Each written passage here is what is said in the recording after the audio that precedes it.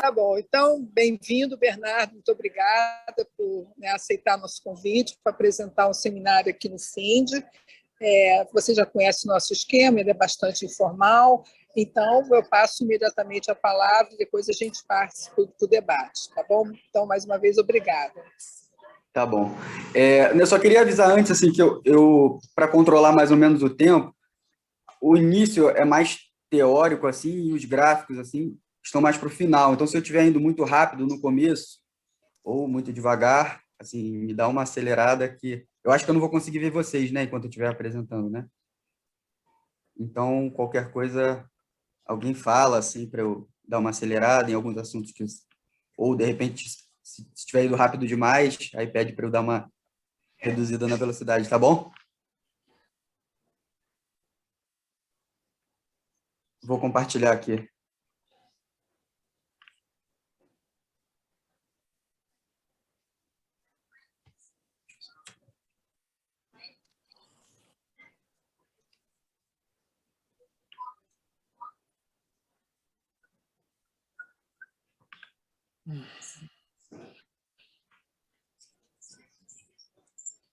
Tá em tela grande? Tá. Tá tudo bem. Tá. Eu estou tentando só minimizar essas telinhas que ficam desses comandos do Zoom, senão eu não consigo... Eu consigo sair dessa... Tirar essas telinhas que ficam com volume, eles ficam bem na frente do slide. Bom, para nós não aparece nada, mas pode te atrapalhar, né? Eu tô tentando Não, botar... eu acho que é só tu mudar a forma de visualização, Bernardo. Com o rosto de vocês eu consegui tirar, botar, minimizar, mas tem uma barra de ferramentas aqui, que ela é um pouco larga, e acaba ficando... Vou tentar jogar lá para baixo, mas se me atrapalhar, eu mudo ela de lugar. Vou tentar seguir assim, se ela me atrapalhar, eu paro um pouquinho e só desloco ela para eu conseguir ler o que eu não estiver conseguindo, tá bom? Então, o meu trabalho foi a respeito da armadilha da liquidez e da instabilidade financeira do Minsk em relação à economia americana pós-crise 2008.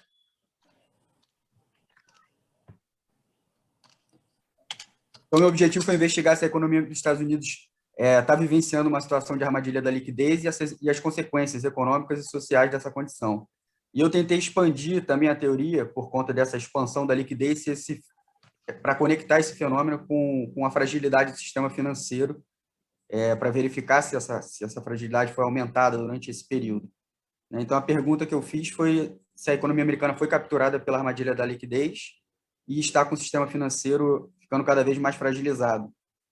Esses autores que eu coloquei embaixo são tanto pós-keynesianos como diversas outras escolas de pensamento econômico que, de alguma forma, publicaram artigos a respeito, ou diretamente falando, tocando no assunto da armadilha da liquidez, ou tentando apenas identificar os padrões dos afrouxamentos monetários e as políticas monetárias não convencionais que o Fed implementou, ou então a respeito de efeitos distributivos com essas mudanças de taxa de juros, então, mas todos mais ou menos estavam conectadas com o meu objetivo. Então, a maioria dos artigos que eu utilizei como referência são esses que estão aí citados. Algumas observações que eu acho que são importantes fazer, que talvez na minha apresentação da minha defesa da dissertação não tenha deixado tão claro, que eu quero enfatizar aqui, que a atuação agressiva do Fed, né, acho que foi fundamental para conter o colapso, ali, a crise de liquidez nos momentos críticos da crise, né? Mas o que eu questiono, que eu busquei investigar mais, é essa manutenção desses programas por longos períodos, mesmo sempre em todos os discursos, né, quando tem a reunião do FONC, de que a economia americana estava fortalecida, que estava com baixo emprego, com baixa taxa de desemprego, que estava bem forte, mas que esses estímulos continuavam. Eles sempre colocavam algum outro problema que impossibilitava a reversão ou o aumento a normalização, no caso da política monetária, né? Em 2014, em setembro de 2014, eles começaram a discutir sobre uma tentativa de normalização da política monetária, que foi bastante afetada, né? Até a instrumentalização, a gente vai chegar a ver isso um pouco mais para frente. E isso foi em setembro de 2014, começou essa discussão, e mais ou menos em 2016 eles começaram a tentar botar em prática, né, o que eles haviam discutido, mas essa reversão, logo em setembro de 2019, teve um episódio que o mercado de recompra teve um alto pico, a taxa de juros em uma semana subiu de 3% para 10%, e logo o Fed já desistiu dessa tentativa de normalização. O aperto quantitativo que tinha iniciado em 2017 já foi revertido também, e aí ele já parou de fazer o aperto quantitativo e começou a reduzir novamente as taxas de juros, né? Só para dar uma dimensão assim do problema que aconteceu em setembro de 2019, o caso Lehman, né, que deu a crise lá, o Lehman precisava de 230 bilhões de overnight ali no mercado de Ripple, né, de recompras, para conseguir manter o seu negócio, né, rolar sua dívida. E nesse episódio mais recente, né, de setembro de 2019, o Fed teve que intervir, injetando 75 bilhões de dólares, né? Então, assim, mesmo sem ter tido nenhum alarme tão grande como foi toda a crise de 2008, né, em 2019 a gente teve problemas similares acontecendo no mercado de recompra, que hoje praticamente é a espinha dorsal do sistema financeiro americano. E também os efeitos, né, na economia real, os efeitos reais na economia são bastante questionáveis, né, no longo prazo, em meio a toda essa financiarização que vem ocorrendo na economia. E isso que foi discutido por diversos daqueles outros autores que eu apontei no slide anterior. Outro ponto que é bom observar é que é claro que a crise de 2020, né, a crise sanitária, trouxe uma nova dimensão para os problemas que estão acontecendo atualmente na economia, inclusive até a guerra na Ucrânia e na Rússia também tem que ser pontuados, mas apesar de serem crises diferentes, assim, acho que o ponto principal é que os problemas da economia americana já vinham ocorrendo desde 2008, né? Os índices econômicos já mostram problemas antes da crise do Covid ter acontecido, ter aparecido, né? Inclusive no próprio sistema financeiro, como mostrei ali esse problema que houve no mercado de recompra em setembro de 2019, né? Onde, na época, acho que o Covid ainda nem estava sendo comentado como um problema real. E eu acho que o meu ponto é que acho que a contenção do colapso de 2008 fortaleceu a ideia de que o Fed teria um controle total sobre crises financeiras. E em 2020, esse remédio, né, de uso contínuo, que ele veio com essas medidas monetárias mais agressivas, injetando liquidez na economia por quase esses 14 anos, se você contar desde 2008 para cá, foi aumentado em doses ainda maiores em 2020. Realmente, ele conteve a crise de liquidez, como eu falei, acho que foi fundamental para isso também em 2020, mas exacerbando outros problemas que eu vou tentar apontar aqui durante a apresentação, né? E aí a pergunta é, se uma crise ocorrer novamente, né, agora, qual seria o volume necessário, né, de intervenção do Fed, de injeção de liquidez necessário para conter um problema de acordo com o mercado, que hoje em dia está muito mais alavancado do que em 2008. Então, vou começar aqui pelo antes e depois da crise de 2008. O pensamento fundamental, né, da política, os fundamentos econômicos. Os banqueiros centrais, em geral, né, seguem os fundamentos de novo consenso macroeconômico. Não vou entrar muito nos detalhes de tudo que a gente já sabe, das expectativas racionais, teoria quantitativa da moeda, neutralidade da moeda no longo prazo, colocando, né, a política monetária como protagonista, né, das medidas econômicas, o regime de metas, né, e, como o Blanchard aqui colocou, considerar que a estabilidade de preços, né, seria uma condição necessária e suficiente para a estabilidade financeira, né, o que, obviamente, não se mostrou errado, né, a partir da crise de 2008. Acabou que tratavam como o canal de crédito como uma referência dominante ali, né, movimentando ali a taxa de juros de curto prazo e através da regra de Taylor, uma simplificação dos mecanismos de transmissão da política monetária, que foi chamado de doutrina Greenspan. Acho que o ponto mais importante aqui desse slide é a hipótese por trás, uma das hipóteses por trás dos modelos do novo consenso macroeconômico é o teorema de Modigliani e Miller, que considera que o valor das companhias, né, ele depende fundamentalmente dos seus resultados reais, como lucros e dividendos. Então, intervenções da autoridade monetária para conter a elevação do preço dos ativos, além de elevados custos, não seria capaz de identificar se esses aumentos ocorreram ou não de um descolamento entre o valor de mercado, né, que está sendo a cotação que a gente vê, né, diariamente na Bolsa de Valores, ou dos fundamentos da empresa em questão. Mais à frente eu vou abordar melhor esse ponto, mas acho que é um ponto importante para o que vem acontecendo na economia e no sistema financeiro atualmente.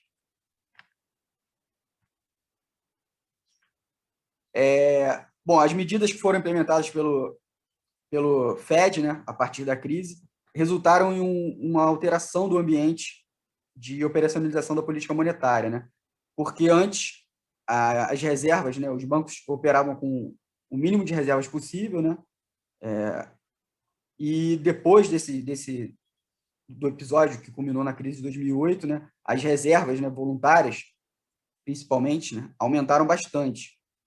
E então esse gráfico aqui mostra o aumento do volume ali das reservas de acordo com os afrouxamentos monetários que tiveram a partir de dezembro de 2008, né, que foi o primeiro QE, o segundo, o terceiro e o quarto, que alguns tratam como uma extensão do terceiro, terminando ali em 2013. Então, a gente pode ver aqui por esse gráfico um crescimento de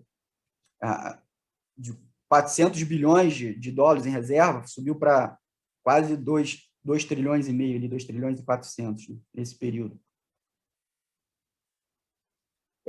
Então, dada essa movimentação, essa mudança nas reservas mantidas pelos bancos junto ao Banco Central, criou esse ambiente de amplas reservas que tirou, de certa forma, como o Fed poderia direcionar a taxa de fundos federais, né, que seria a taxa de curto prazo deles, já que os bancos com muitas reservas movimentavam essa taxa de forma que o Fed estava perdendo o controle. Então, ele incorporou algumas ferramentas para conseguir, né, não perder o controle da taxa de juros de curto prazo, a Federal Funds Rate, e as duas taxas administradas foram as taxas sobre as reservas e a taxa sobre a recompra reversa que ocorre no mercado diariamente. Então, só para ilustrar o que seria essas operações de overnight, de recompra reversa realizada pelo Fed, o Fed ele toma dinheiro das instituições, né, entrega um título, e no dia seguinte ele desfaz essa operação, fazendo um movimento contrário. E a taxa paga, né, nessa operação é justamente essa taxa que ele utiliza como taxa administrada para conseguir operacionalizar a política monetária atualmente. A gente vai falar do mercado de recompra, né? Na verdade, esse é exatamente o contrário do mercado de recompra. Enquanto no mercado de recompra você oferece, as instituições buscam dinheiro, né, e entregam títulos em troca, né? Aqui o Fed faz o contrário, né? Ele tira dinheiro das instituições para enxugar a economia, né?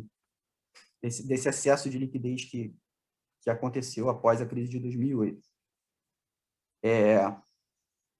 Acho que o ponto... Então, assim, aí a taxa sobre as reservas passou a funcionar como um teto, né, para a taxa de fundos federais, e essa taxa de operações reversas, de overnight, passou a funcionar como um piso, e a taxa de fundos federais ficou ali entre elas duas. Então, assim, no gráfico da esquerda, para tentar ilustrar e deixar mais claro como a política monetária era operacionalizada, né, na época das reservas restritas.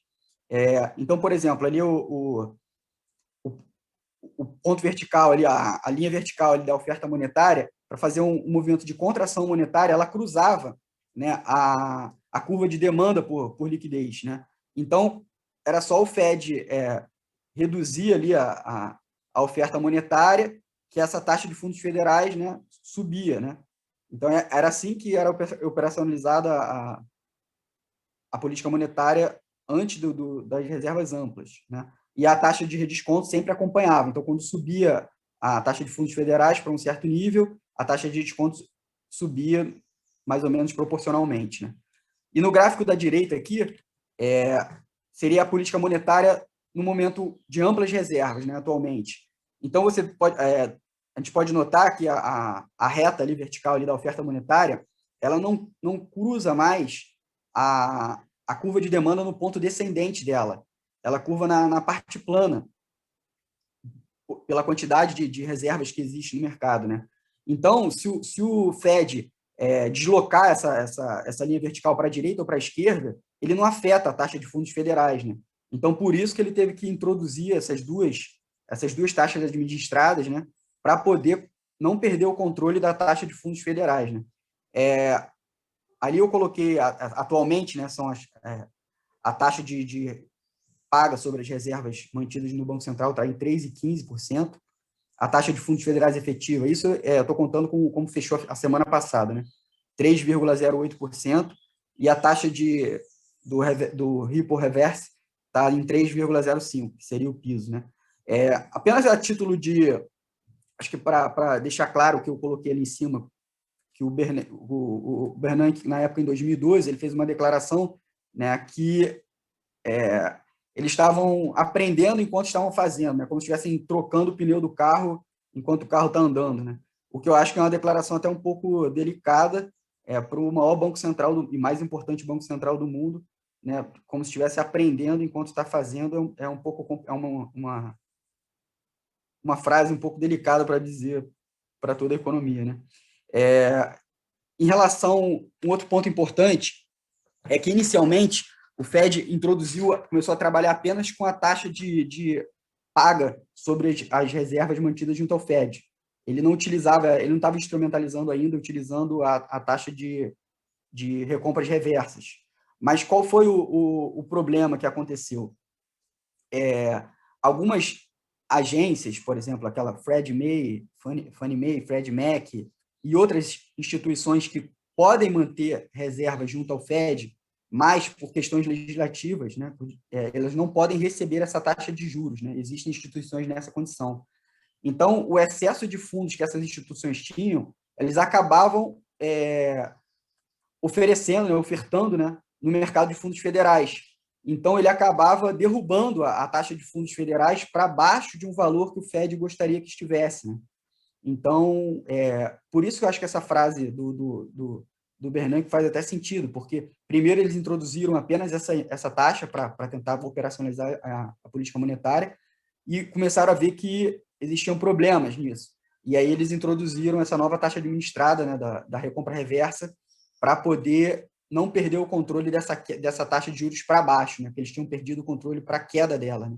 Eles não estavam conseguindo segurar em um certo ponto, quando essas instituições que não recebiam a taxa de juros sobre as reservas começavam a ofertar fundos demais no mercado monetário.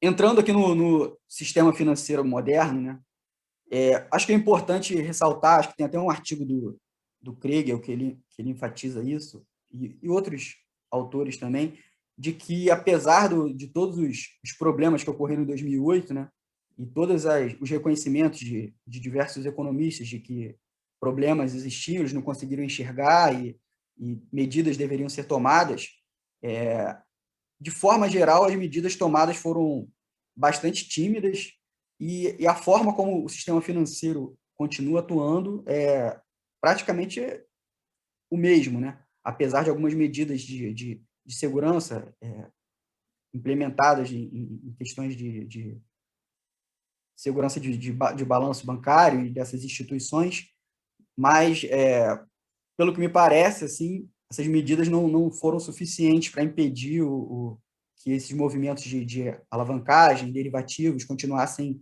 acontecendo, né? Então, o sistema financeiro, praticamente, ele trabalha bastante com esse sistema bancário paralelo, né, que são os fundos mútuos, fundos de pensão, fundos de hedge, né, que são instituições financeiras não bancárias, mas que passaram a adotar um modelo de negócio semelhante ao dos bancos, né, ancorado em empréstimos alavancados. Então, eles têm o descasamento de maturidade, assim como os bancos atuam, né, com empréstimos de longo prazo, os ativos de longo prazo, mas tem passivos de curto prazo. Mas, do ponto de vista do sistema bancário, eles são demandantes de moeda, né? Eles não criam moeda bancária como os bancos comerciais, por exemplo. Então, os recursos monetários que essas instituições adquirem, né, no mercado monetário, ou é via depósito, né, de investidores que adquirem cotas, né, dos seus fundos, ou por meio de operações no mercado de repo, né, no mercado de recompra, no mercado monetário.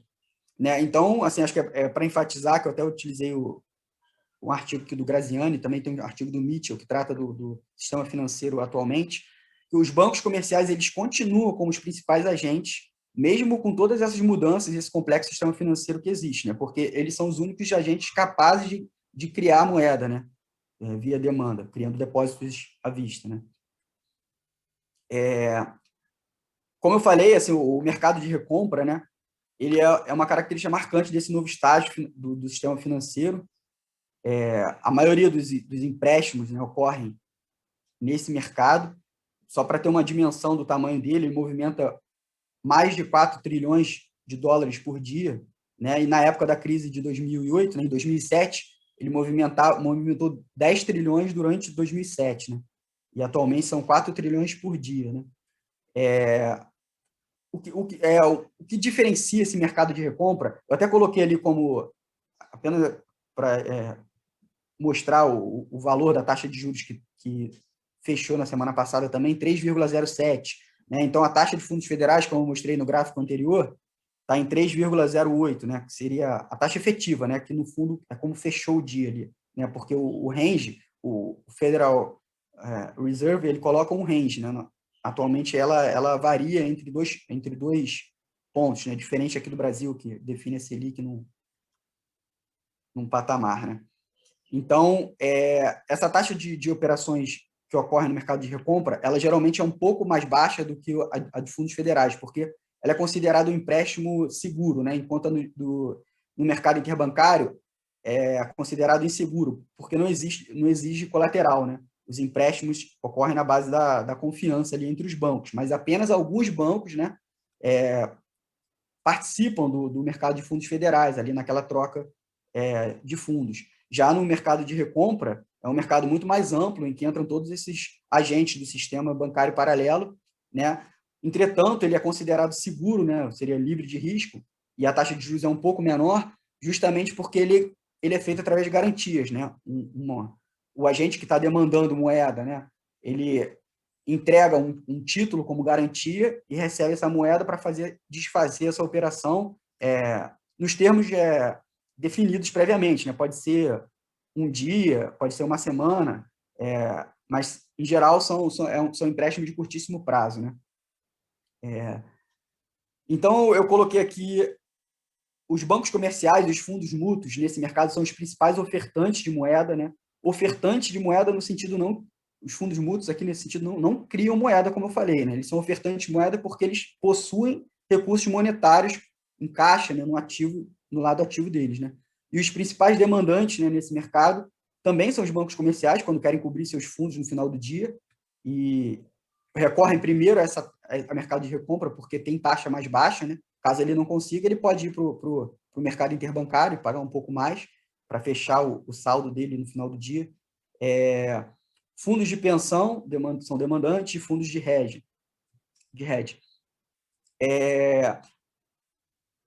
Apenas, acho que para marcar um ponto interessante assim, e real, o que está acontecendo atualmente na economia, né? Só para ter uma dimensão, o caso Lehman, como eu falei, o problema do Lehman foi ele precisava, né, rolar essas dívidas que ele tinha em 200 bilhões de dólares na época. E aí ele tinha isso não com um só participante, né? Ele tinha diversos empréstimos com diversas instituições financeiras que somavam esse valor de 200 bilhões de dólares. Que na época eu acho que era um terço do patrimônio dele. E alguns participantes começaram a perceber o risco, né? e começaram a se recusar a renovar essas operações de recompra com Lehman, e acabou acontecendo o que aconteceu, né? Recentemente, acho que há mais ou menos um mês, apenas um exemplo do que acontece, que é a chamada de margem, né? Talvez muitas pessoas, não sei se todos estão familiarizados com esses termos, né? Teve um fundo aqui do sobrinho do Armínio Fraga, que estava realizando operações alavancadas, né? Com derivativos, e sofreu uma chamada de margem, né? E acabou tendo que liquidar o fundo. Ele perdeu 500 milhões de reais, perdeu o dinheiro de todo mundo que participava desse fundo, né? Aí, é claro que é uma coisa pequena, né? Que acaba afetando só os investidores locais ali, mas isso, quando acontece em instituições de grande porte, né? O potencial de se espalhar por toda a economia e criar um caos financeiro é muito grande. Então, como exemplo do que aconteceu, não nos Estados Unidos, mas agora, na semana passada, os fundos de hedge na Inglaterra tinham operações, né, com derivativos, né, que eles operam com títulos, né, bastante títulos de longo prazo, e algumas operações com derivativos para fazer hedge, né, da variação do preço desses títulos. Mas aconteceu que, com essas subidas de juros que estão acontecendo no mundo todo, né, os juros subindo bastante, né, o que acontece com o preço dos títulos, principalmente de longo prazo, né, acabam caindo bastante, que foi o que aconteceu. E eles utilizavam esses títulos, né, no mercado de recompra como garantia, né, como colateral para tomar recursos monetários no curto prazo. E aí, quando acontece isso, quando o título cai de valor assim por uma subida brusca na taxa de juros, o preço dos títulos cai e o emprestador, né, no caso, quem está do lado que emprestou os recursos monetários nesse mercado de recompra, acaba, isso que é a chamada de margem, né? Ele solicita ao demandante, no caso, ao demandante de moeda, no caso, esse fundo de hedge, que ele entregue mais títulos para cobrir ali o que ele pegou emprestado, porque o título que ele deixou lá perdeu o valor, né, caiu de preço, então já não cobre o empréstimo que ele tomou.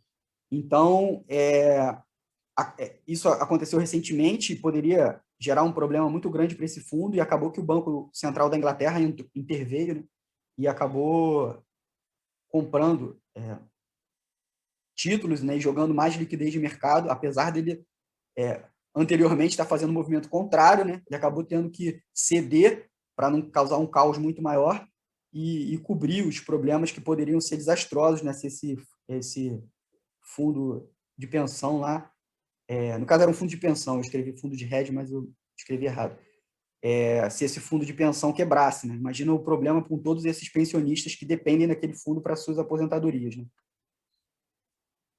Então, aqui eu coloquei um quadro que elucida mais ou menos o circuito monetário, desde a criação de moeda até a sua extinção, né?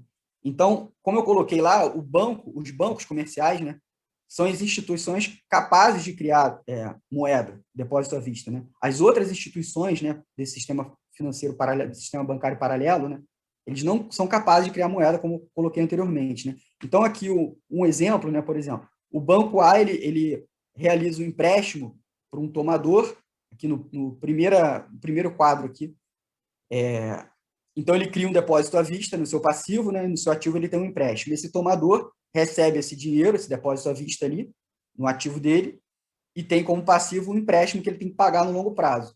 Então, digamos que esse tomador compre alguma coisa de um credor final, de uma pessoa que tenha apenas um ativo. Uma pessoa tem um carro, por exemplo.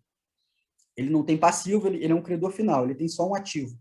Então, esse tomador, ele tomou um empréstimo para comprar esse carro, e aí ele deposita ali o dinheiro nesse credor final. Esse credor final ele só possui ativo agora, né? Ele tinha um ativo como um carro, substituiu por ativo monetário, né? E aí ele decide investir esse dinheiro num fundo mútuo. Então, ele adquire, aqui no quadro já do meio, ele adquire uma cota, então, em vez de recursos monetários, ele recebe uma cota desse fundo e deposita esses recursos monetários nesse fundo mútuo, né? Então, o passivo desse fundo mútuo é a cota que ele deve a esse credor, né? E ele recebeu recursos monetários livres para fazer o que ele desejar, né? Então, esses fundos mútuos, como eu coloquei lá, eles acabam sendo ofertantes de moeda nesse sentido. Eles são os negociantes de moeda no mercado monetário.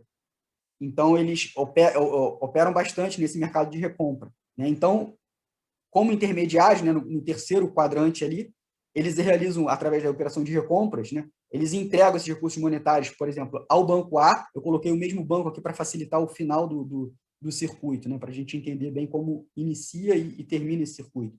Ele entrega esses depósitos, né, líquidos para o banco A, através de uma operação de recompra, e esse banco A, recebendo recursos monetários, ele pode, já tem liquidez suficiente para reiniciar todo o processo que começou anteriormente.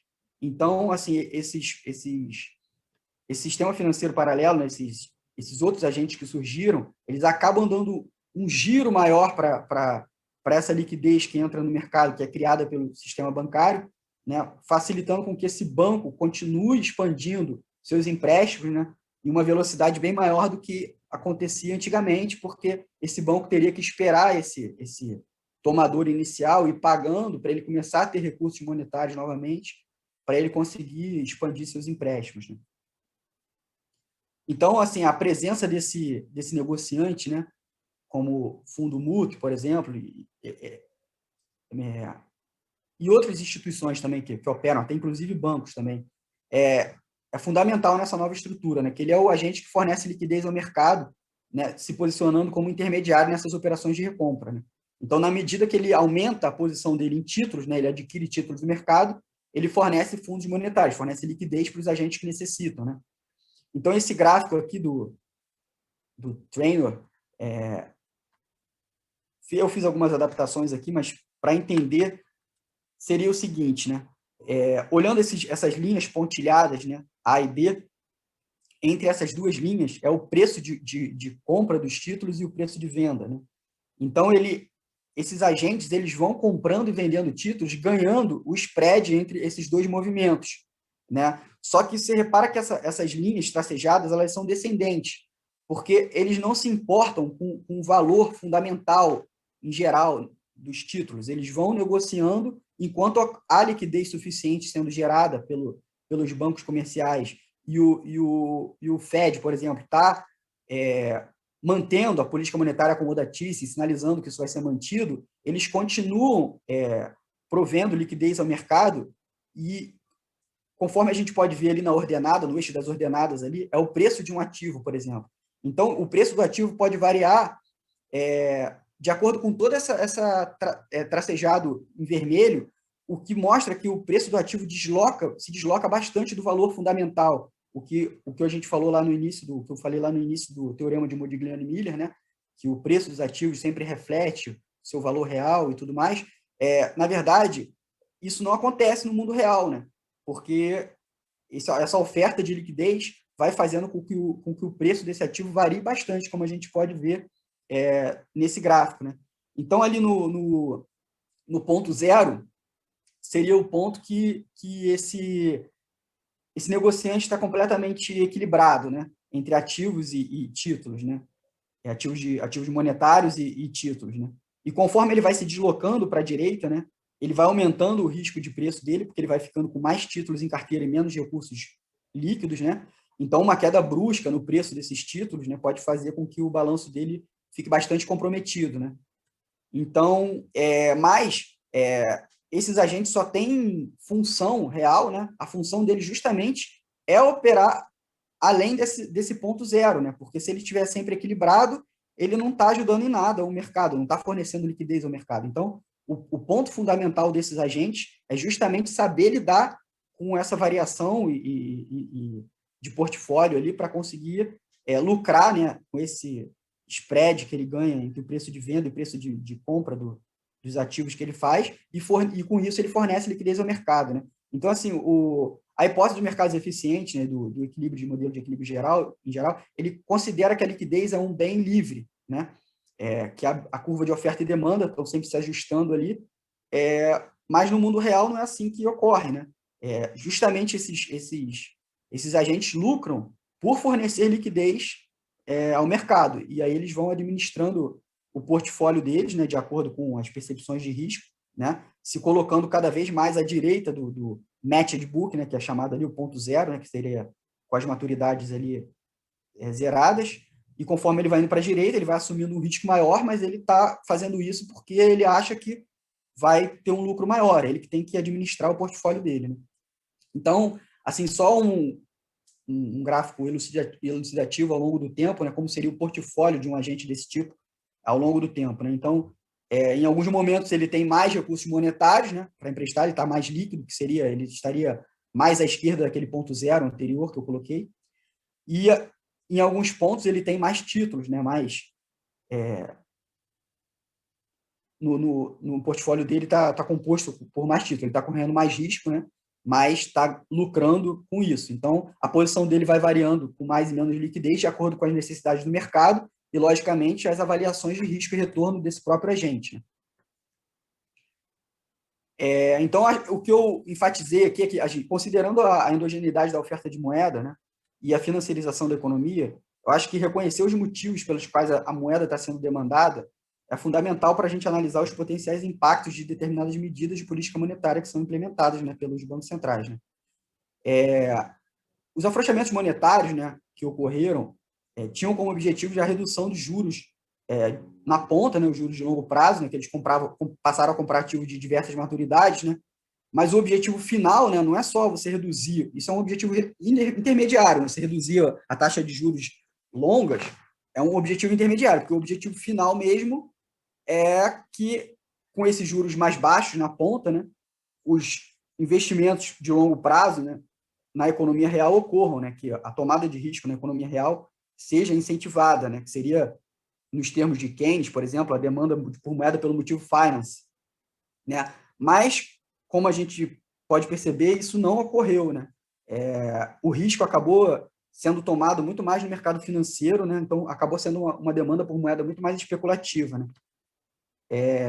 A expansão do capital fictício, né, nos termos do Marx aqui, né, tem sido sustentada pelo direcionamento por parte dos bancos de uma grande quantidade de crédito para compradores de ativos financiarem suas posições especulativas, né?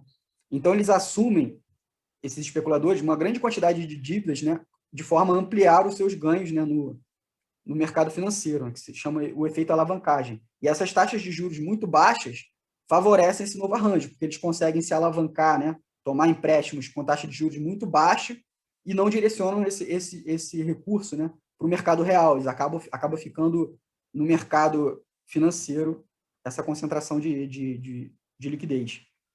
Então, nos termos de Marx, esse novo arranjo prioriza o capital fictício, né? Um artigo aqui do Gutmann, ele coloca os valores imobiliários lastreados em ativos estão a vários níveis de distância de qualquer atividade econômica real de criação de valor, né? Então, isso é o que vem ocorrendo, né, desde antes, na verdade, né, da crise de 2008, mas a crise de 2008 meio que revelou esses problemas e o que ocorreu após a crise de 2008 sinaliza que não foram tomadas as devidas medidas para que esse arranjo fosse modificado, né? Aqui eu vou entrar rapidamente em alguns conceitos, alguns pontos da armadilha da liquidez, alguns pontos teóricos da armadilha da liquidez na visão tradicional, na visão original de Keynes, né? Porque, de certa forma, existe uma visão dada pela síntese neoclássica que acaba sendo um pouco diferente, e tem até um artigo do Kregel, acho que de 2000, se não me engano, que ele enfatiza bastante essas diferenças, né? Então, o que o Keynes enfatiza é que, independente da taxa de juros, né, o fator relevante é a expectativa dos agentes em relação ao comportamento futuro dessa taxa, né? Então, o que importa é se a trajetória da taxa de juros vai ser alterada, né? Então, os agentes demandam mais liquidez e se arriscam mais ou menos de acordo com a percepção deles sobre o comportamento futuro da taxa de juros, né? Então, se há um consenso geral assim de que a taxa de juros está abaixo do que eles consideram normal, aqui eu coloquei entre aspas aqui o normal, porque Keynes utiliza esse termo para se referir a uma taxa de juros que, por convenção, os agentes consideram que como a taxa que deveria estar em vigor, né? Então, é claro que cada diferente agente tem uma percepção, né, diferente de qual seria essa taxa, mas, em geral, elas são próximas, né? Então, existe um consenso do que seria normal. Então, o cara que acha que é um pouco menos, ele vai agir de uma determinada forma. O outro agente que acredita que essa taxa está um pouco acima vai agir de outra forma, mas há um consenso de uma taxa média ali, normal, né? Então, se eles consideram que essa taxa está abaixo do que eles consideram normal, eles vão preferir manter uma carteira mais líquida, retendo mais moeda, né? Então, assim, em termos de... Eu botei aqui, atualmente, né, o que seria considerado moeda, né? Então, é bastante complexo essa determinação do que é moeda, o que é moeda ampla, em conceito mais amplo. Mas, em termos gerais, assim, as reservas, isso considerando o sistema bancário, né? Claro que existe a hierarquia das moedas no sistema financeiro, cada um, em cada camada, enxerga de uma forma, né? Para a gente, depósito à vista é moeda, porque a gente consegue efetuar nossos pagamentos, mas aqui eu estou tentando colocar em termos das instituições financeiras, né?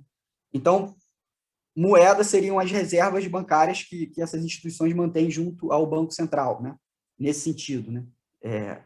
E para as instituições que não criam moeda ou que não podem manter reservas junto ao Banco Central, por exemplo, os fundos mútuos ou outras instituições que não, fundos de pensão, que não mantêm reservas junto ao Banco Central,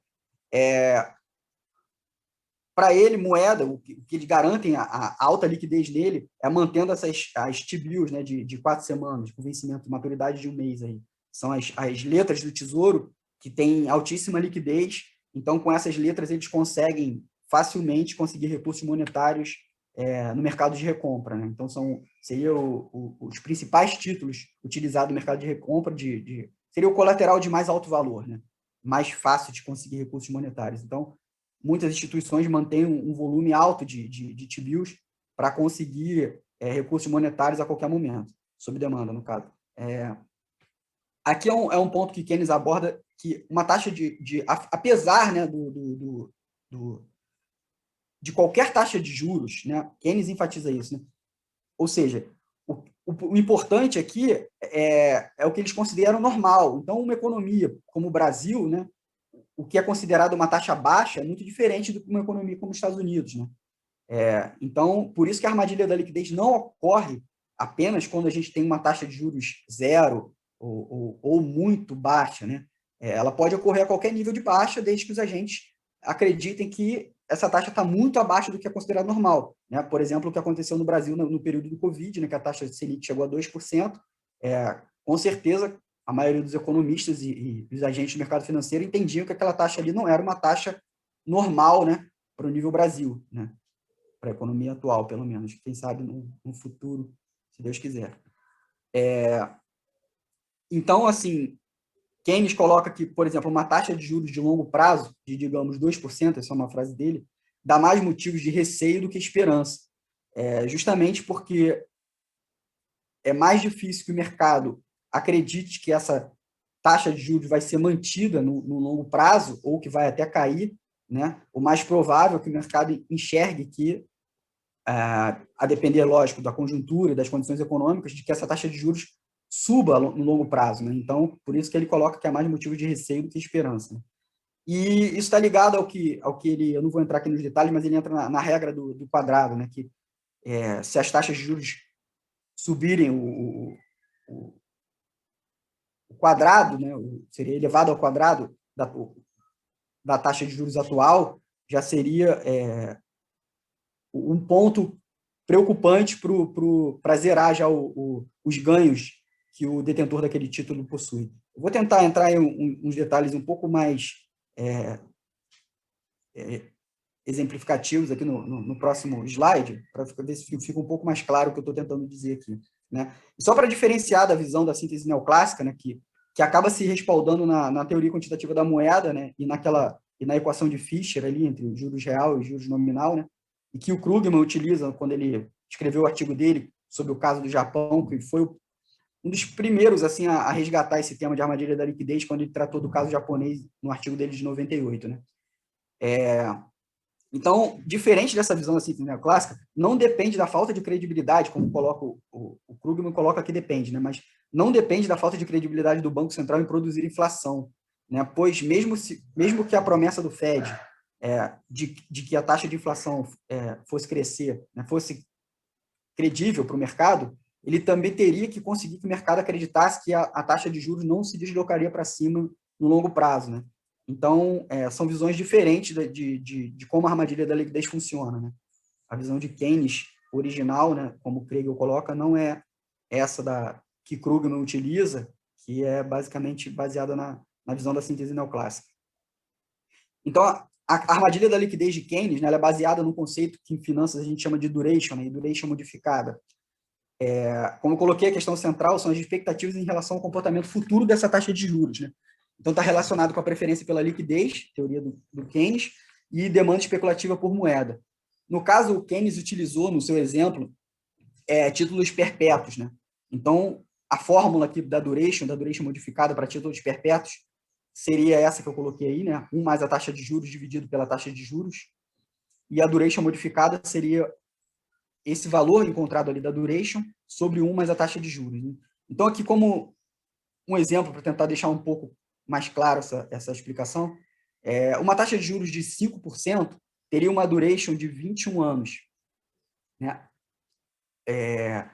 Isso quer dizer que esse agente demoraria, né, 21 anos para recuperar o valor principal ali do título, né? E a duration modificada, nesse caso, seria de 20. Né? Então, aqui, uma variação percentual aqui no valor presente desse título, considerando essa duration de 20, né? Aí eu coloquei como exemplo, digamos que a taxa de juros fosse 5%, e ela sobe para 6%, tem uma variação de 1% num período. Então, o valor presente daquele título cairia em 20%, né? Só no aumento de 1% da taxa de juros, né? Considerando esse título aqui que eu dei como exemplo, né? Aí aqui numa taxa de juros de 1%, a duration é de 101 anos, né? Por isso que taxas de juros muito baixas, né? Apesar de não ser o que de fato diz se vai haver a armadilha da liquidez ou não, é mais fácil que ela ocorra quando as taxas de juros são mais baixas, pois a gente percebe que é muito mais difícil que a trajetória de baixa continue a acontecer ou ser mantida, né? É mais fácil que que essa trajetória se altere, né? Então, uma taxa de juros de 1% gera uma duration de 101 anos, uma duration modificada de 100. Então, uma variação percentual aqui eu já coloquei um exemplo em que a taxa de juros aumentaria apenas 0,5%. Então, uma variação de 1% para 1,5%, né, com uma duration modificada de 100, já derrubaria o preço do título em 50%. Né? Então, esse é o motivo, né, de quando as taxas de juros estão muito baixas, de que ocorre a armadilha de liquidez pode ocorrer. Né? Então, como eu coloquei ali, eu botei entre parênteses ali só para me lembrar de tocar nesse ponto, né? O aumento da fragilidade financeira ocorre por motivos como esse, né? Porque a chamada de margem, né? Como ocorreu lá no fundo de pensão, que eu dei como exemplo da Inglaterra ali, como pode acontecer como aconteceu com o Lehman e tudo mais, quando você tem uma subida brusca da taxa de juros, principalmente se ela está muito baixa, você derruba o preço dos títulos que estão servindo como garantia no mercado de recompra. E aí você tem a chamada de margem para cobrir os empréstimos que você tomou, ou seja, você tem que oferecer mais colaterais ali como garantia, né? E se você não tiver, você pode ser liquidado, né? E aí, se um fundo de pensão ou um grande banco é liquidado no momento desse, você pode ter você pode espirrar isso, né, com uma crise sistêmica, porque um banco está interligado a outro, e todos têm uma dívida com outro banco, né, tem algum empréstimo com outras instituições financeiras, não só com instituições bancárias criadoras de moeda, e esse risco vai se espalhando como geralmente ocorre nas crises sistêmicas, né? Então, assim, quanto menor a taxa de juros, menor a probabilidade de que a trajetória de queda seja mantida, né, como eu falei, e mais tempo esse investidor vai levar para recuperar a perda de capital decorrente de alguma provável reversão dessa trajetória, uma subida brusca na taxa de juros, como vem ocorrendo atualmente, né? O Fed já subiu a taxa de juros por 3 vezes consecutivas em 0,75, que é uma coisa que não ocorria há muito tempo. Né? Então, títulos de longo prazo acabam tendo mais risco, né? Porque em relação a essa duration, eles são os que sofrem maior impacto, né, com essa comparação aqui, uma taxa de juros de de 1%, você tem uma duration de 100 anos, então os títulos de longo prazo são mais afetados por variações da taxa de juros, né? Então, quando o mercado também percebe essa artificialidade da taxa de juros, né, essa situação piora, porque mais liquidez eles vão querer se manter e menos riscos no setor real eles vão querer tomar, porque eles não vão acreditar que essa taxa de juros vai ser mantida por muito tempo, né? O que acaba sendo uma das situações ocorridas nesses afrouxamentos monetários, né? O quão credível para o sistema financeiro é de que essas taxas vão ser mantidas, né? Bom, aqui eu já entro na situação econômica aqui do sistema financeiro e da economia real dos Estados Unidos a partir de 2008, né? Então, como eu enfatizei no início, né, apesar da eficácia das medidas emergenciais e ter conseguido conter, né, essa crise de liquidez e evitar um colapso total da economia, né, no longo prazo, essa política monetária teve pouca influência direta na economia real, apesar de ter sido mantida por esse longo período, né? Entre 2008 e dezembro de 2021, o PIB real dos Estados Unidos cresceu aproximadamente 22,7%, né? Então, o crescimento acumulado dos 14 anos anteriores, né, foi de 46%, né, quase o dobro, e nos 14 anos anteriores, no caso de 80 a 93, né, trazendo mais 14 anos atrás, o PIB havia crescido 39,4%, né? Então, assim, o crescimento foi bastante inferior ao que ocorreu nos 28 anos anteriores. O índice de produção industrial nos Estados Unidos, né, ele teve um forte crescimento, né, a partir da década de 90, e após a crise de 2008 ele afundou bastante, ele teve uma lenta retomada a partir dali, mas seguiu lateralizando, né, até o novo mergulho que ocorreu devido à pandemia, e segue lateralizando até hoje, talvez até 12 de 2021 ainda não tinha atingido o pico de 2008, né?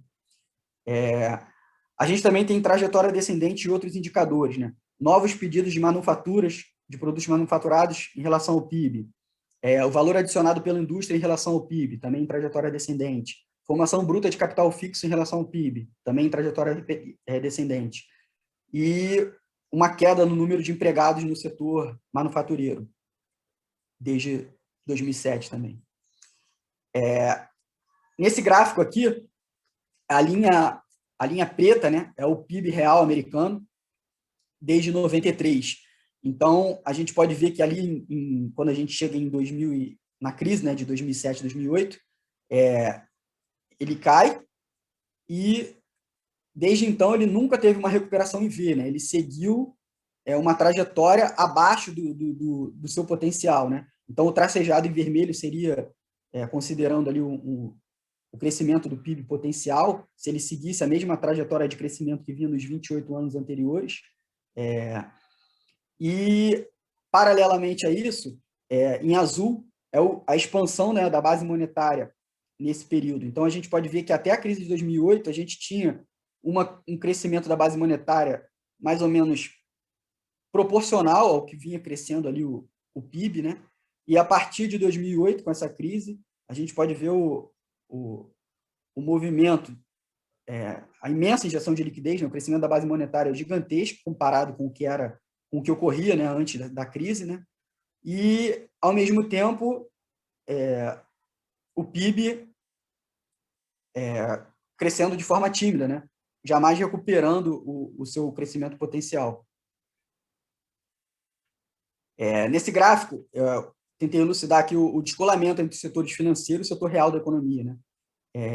Em vermelho, a gente vê o índice do S&P 500, né, das 500 maiores empresas dos Estados Unidos, e em tracejado azul são os lucros corporativos, né, depois dos impostos. Eu botei a seta ali para mostrar dois movimentos que ocorreram ali, por exemplo, perto da crise.com, a gente vê que há um descolamento claro da Bolsa de Valores ali, dos lucros das empresas, né? E logo depois a gente vê uma queda vertiginosa, né, na crise.com, encontrando novamente ali o valor real dessas companhias, no caso, guiada pelos seus lucros, né? Em 2008, esse movimento acabou que não é tão... não parece, né, por esse gráfico, ter descolado tanto, né? Mas, atualmente, a gente pode ver ali com a seta ali ao final do gráfico, né, que o índice do S&P 500 está bastante descolado dos lucros corporativos, né? Esse gráfico está até outubro de 2021, né? Mas um ponto importante é que agora a previsão americana, né, pelo menos as notícias que têm saído, é que os lucros, o balanço, né, das corporações vão começar a ser divulgados agora, e a previsão é de que todos venham bastante deprimidos, né? Ou seja, essa linha tracejada cairia bastante, né, o que abriria mais essa boca de jacaré aí, né, que existe entre o índice da Bolsa e os lucros corporativos. Aqui eu relacionei, de alguns artigos que eu tirei, o afrouxamento monetário e a financiarização, né? No artigo da Ray, ela tentou relacionar alguns resultados, né, a respeito da captura do Fed pelas exigências do mercado financeiro, né? Então, ela relacionou o índice VIX, né, que mede a volatilidade dos ativos, com as políticas monetárias adotadas pelo Fed, né? Então, sempre que esse índice ele aumentava muito, o Fed afrouxava a política monetária de forma a dar uma acalmada no mercado, né? Então, ela apenas buscou correlacionar esses índices, né? Ela enfatiza no artigo dela que ela não está tratando de causalidade, mas ela mostrou uma forte correlação e também apresentou outros autores que trataram do mesmo assunto, né? Os maiores retornos médios mensais da Bolsa Americana, do S&P 500, ocorreram justamente durante os programas de afrouxamento monetário, e o período mais negativo, né, dos retornos do S&P 500 foi justamente quando começou o aperto monetário que eu comentei no início da apresentação, na época que eles estavam discutindo, né, a normalização da política monetária. Eles iniciaram o aperto quantitativo em 2017, 2018, e o índice VIX começou a ficar bastante mais volátil nesse período, né? E acabou tendo aquela crise no mercado de recompra que eu apontei em setembro de 2019, e logo depois o Fed já reverteu a política monetária, voltando a uma política monetária acomodatícia, o que corrobora, né, com esse artigo da Ray, né?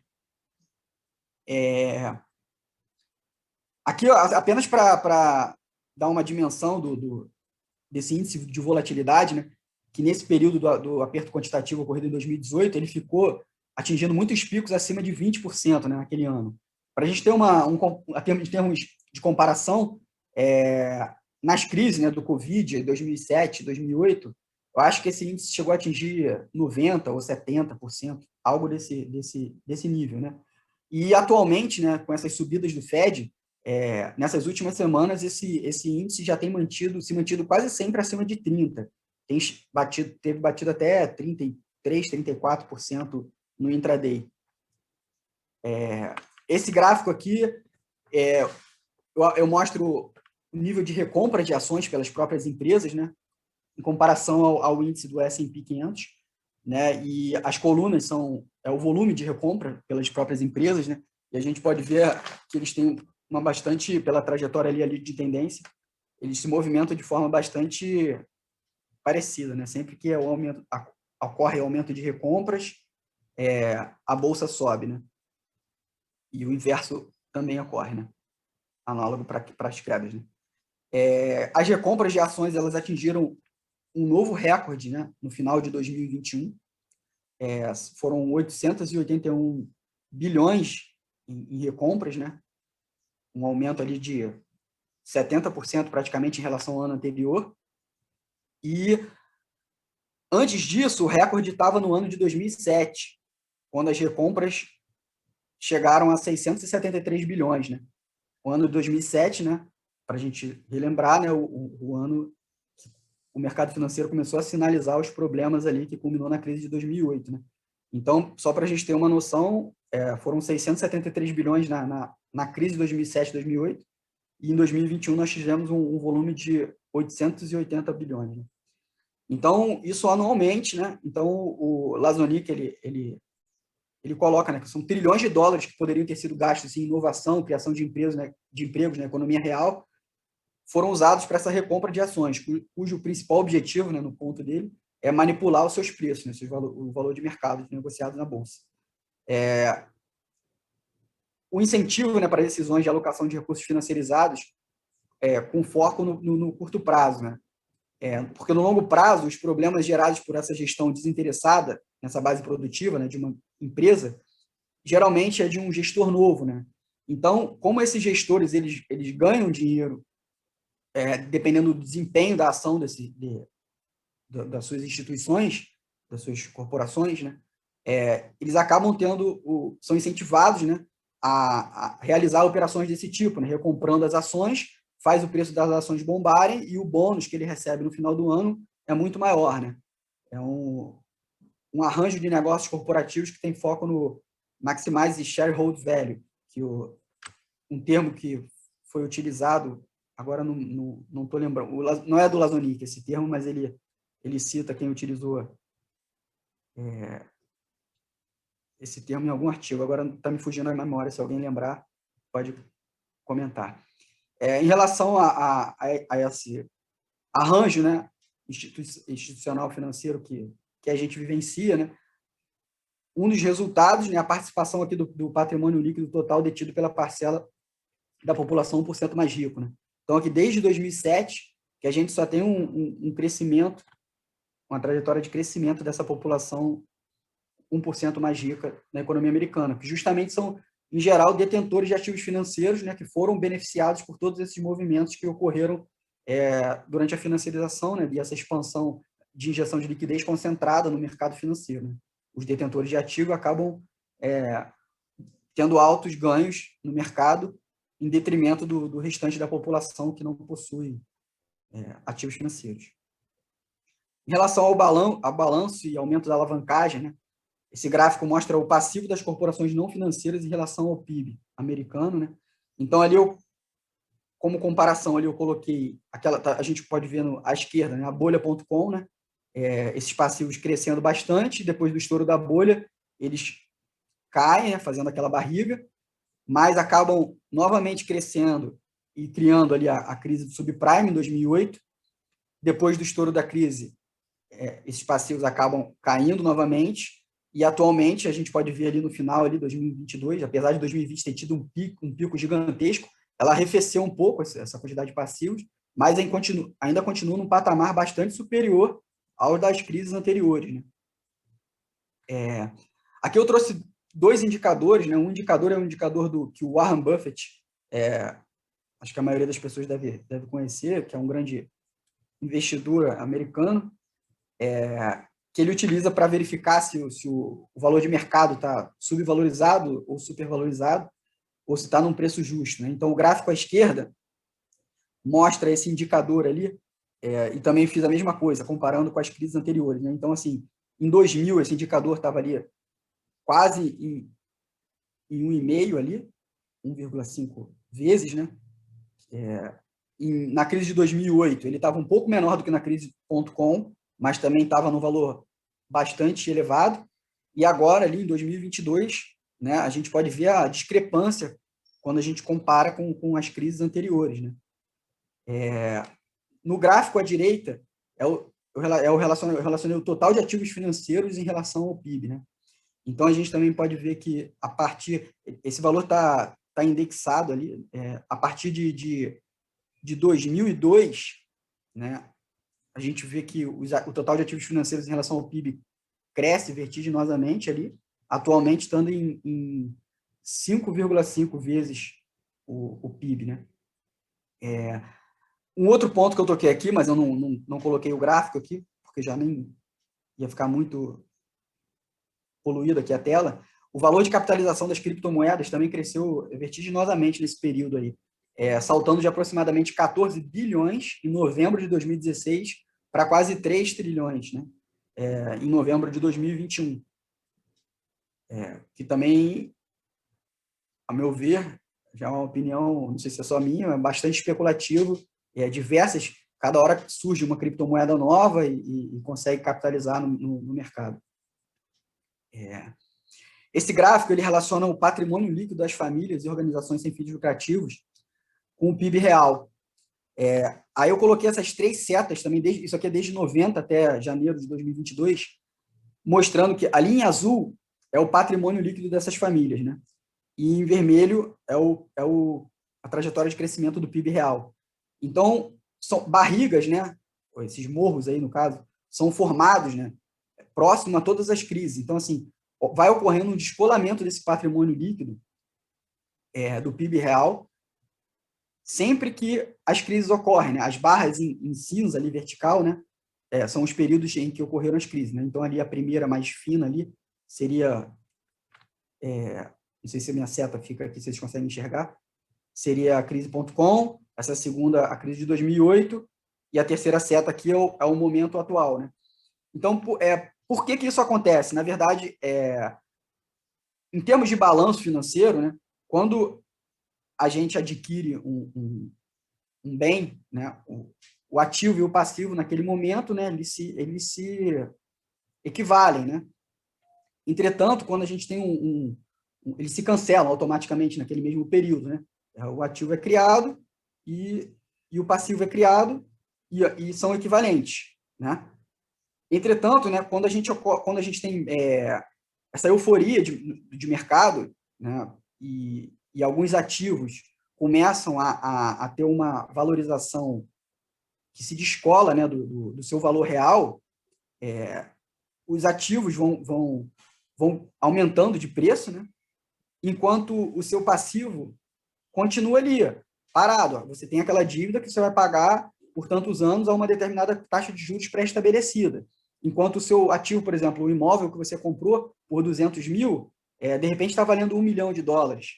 Então, o seu patrimônio líquido, ele é justamente a diferença. O patrimônio líquido é justamente, contabilmente, né, a diferença entre o ativo e o passivo. Então, quando você tem um crescimento vertiginoso do valor do seu ativo, né, o seu passivo se mantendo fixo, né, após aquele período, né, você vai continuar pagando aquele passivo, mas aquela taxa de juros, como eu falei, o seu patrimônio líquido vai crescendo, vai se descolando do valor real, né, o que acaba, né, após a crise, esse morro acaba, né, descendo, porque ocorre a espiral deflacionária, porque essa euforia toda acaba e o preço desse ativo que está irreal, descolado do valor real, ele acaba sendo derrubado, né.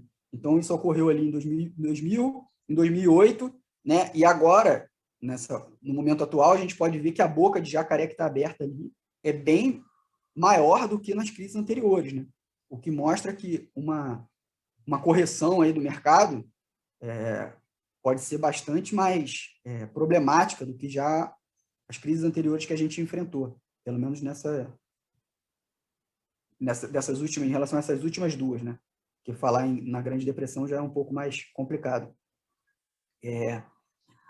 Esse gráfico aqui mostra o aumento das empresas que são chamadas zombie companies, né? As empresas zumbi, que na terminologia do Minsky, né, seriam as empresas com estrutura Ponzi. Elas não têm, as receitas dela não são capazes, né, de pagar nem a taxa de juros, muitas vezes, né? Então, quanto mais empresas com esse tipo de estrutura, né, mais frágil o sistema financeiro vai estar, porque elas precisam continuamente estar rolando as dívidas, principalmente se elas utilizam o mercado de recompra, né, para rolar essas dívidas, e se elas não conseguem rolar conforme a taxa de juros vai subindo, ela cada vez tem mais problemas, porque ela não gera lucro, né, receita suficiente para esses pagamentos, e se congelar o crédito para elas vão começar a quebrar, né? Então, hoje em dia, né, atualmente, esse gráfico mostra que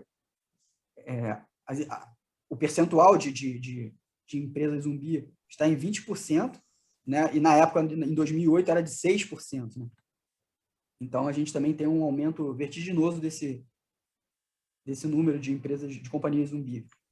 Ô, Bernardo, oi? Desculpa, são 12h20, a gente ainda vai ter as perguntas, uma discussão. se você puder encaminhar aí para o fim, falar, sei lá, tentar acabar em poucos minutos, no máximo 5, porque senão a gente não tem tempo depois para discussão, tudo bem? Tá bom, vou dar uma corrida aqui então. Então, aqui eu só botei aqui o índice de preços, né, que em meio a tudo isso, né, o índice de preços está subindo bastante nos Estados Unidos, né, e como resposta, né, como o Fed atua, a taxa de juros de curto prazo, né, começou a ser elevada nesse período, chegando agora a um range de máximo de 3,25%. Né? Como eu falei lá, e também, além disso, o aperto quantitativo também iniciou e o Fed vai começar a reduzir em 90 bilhões por mês, reduzindo bastante a liquidez de mercado. Né? Aqui é um quadro só comparativo, mostrando que a taxa de juros real ainda está negativa, né, comparado com a inflação atual. Então, caso o Fed esteja mesmo disposto a controlar essa inflação baseado, né, na regra de Taylor, no regime de metas, ele ainda vai ter que subir bastante essa taxa de juros, né, e contar que o CPI vai cair bastante. Inclusive, o CPI próximo vai ser divulgado na próxima quinta-feira. Nesse meio, a renda pessoal disponível caiu bastante no último período. A taxa de poupança pessoal também está nos valores mais baixos. As condições financeiras, né, devido a esse aumento da taxa de juros e a incerteza gerada no mercado, está indo para a situação cada vez piores, né? Ele está em trajetória crescente ali, só a título comparativo ainda está bem menor do que ocorreu em 2020, né, na crise, é claro, que foi um pico ali, mas a gente pode ver um crescimento bastante vertiginoso ali no final ali do gráfico. Em meio a isso, as dívidas de cartão de crédito e outros planos rotativos está num patamar gigantesco, já superior ao que ocorreu ali na crise de 2020, na pandemia. E graças a toda essa situação, né, o sentimento do consumidor, né, que é medido pela Universidade de Michigan, está no seu pior patamar desde a década de 80. Aqui é o preço das casas também subiu bastante em relação ao nível de 2008. As condições de financiamento imobiliário, né, principalmente devido ao aumento das taxas de juros e ao aumento da inadimplência, ao gráfico esquerdo aqui mostra, caiu bastante, e a taxa de juros hipotecária de 30 anos está no seu maior nível desde outubro de 2008. Diante desse todo cenário, né, alto grau de incerteza e tudo mais, os estoques dos imóveis estão aumentando, os estoques de varejistas e atacadistas também estão em uma trajetória de crescimento, mostrando que as vendas estão cada vez menores, já que os consumidores têm outras despesas principais, né, mais importantes para cobrir, que eles têm que pagar aluguel, têm que comer, então alguns supérfluos e outros tipos de gastos acabam caindo, e também troca de imóvel, comprar um imóvel novo e tudo mais, também acaba sendo postergado, porque as condições estão bem piores. Né? O PIB, nos 2 primeiros trimestres, né, encolheu 1,6% e 0,6%, né, respectivamente, no primeiro semestre, já nos 2 primeiros trimestres de 2022, né, queda no aumento queda do poder de compra do consumidor, como eu falei, o índice de sentimento do consumidor no patamar mais baixo desde 80, e no meio disso tudo, elevação da taxa de juros e redução do balanço do Fed. Né? Os negociantes, né, de Wall Street estão cada vez mais relutantes em negociar títulos corporativos. Né? Aqui, como exemplo, só uma operadora de cruzeiros, né, que ela conseguiu $1 bilhão, e atualmente ela conseguiu $1 bilhão a uma taxa de juros de 10,5%, né, contrastando com o que ela tinha conseguido no mesmo período do ano passado, que tinha conseguido o dobro a uma taxa de 6%, mostrando que a taxa de juros nesse mercado de recompra para determinadas empresas está subindo cada vez mais, o que pode deixar aquelas empresas zumbis em uma situação bastante complicada. Né? Além disso, o índice de preço do produtor chegou a patamares, né, bastante elevados, e em algum momento eles vão acabar tendo que ser repassados, né, para os consumidores, porque senão a margem de lucro das empresas vai ficar cada vez mais comprimida. Né? E em meio a toda essa situação, né, em 2019, quando teve aquele pico do mercado de recompra, o Fed conseguiu reverter a política. Né? O problema é que ele não tinha uma taxa de inflação tão alta naquele período, como agora, que ele tem a taxa de juros mais alta em 40 anos para lidar. Um outro ponto aqui, eu vou passar bem rápido, a inversão da taxa de juros, que acaba ocorrendo sempre ou alguns meses antes de uma crise severa. Né? Então, a inversão da taxa de juros entre títulos de 10 anos e de 2 já aconteceu, e a de 10 anos e 3 meses, que seria o pior dos casos, né, não aconteceu ainda, mas aparentemente está sendo direcionado para isso, né? Então, eu busquei discutir se a economia americana foi capturada pela armadilha da liquidez e o sistema financeiro está mais fragilizado. Então, apesar dessas medidas monetárias, né, dessas medidas não convencionais, terem sido utilizadas pelos principais bancos centrais do mundo, e alguns economistas acreditarem no potencial dessas medidas, seus efeitos na economia real, a longo prazo, se mostraram bastante insatisfatórios. Né? O tímido desempenho da economia americana ao longo dos últimos 14 anos. A esperada recuperação em V não ocorreu, mesmo com massivos estímulos monetários.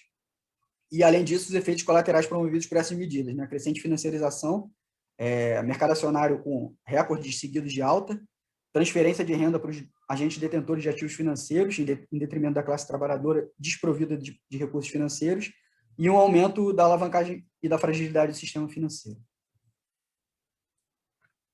Acho que eu corri aqui o suficiente, deu tempo. Obrigado, então, Bernardo.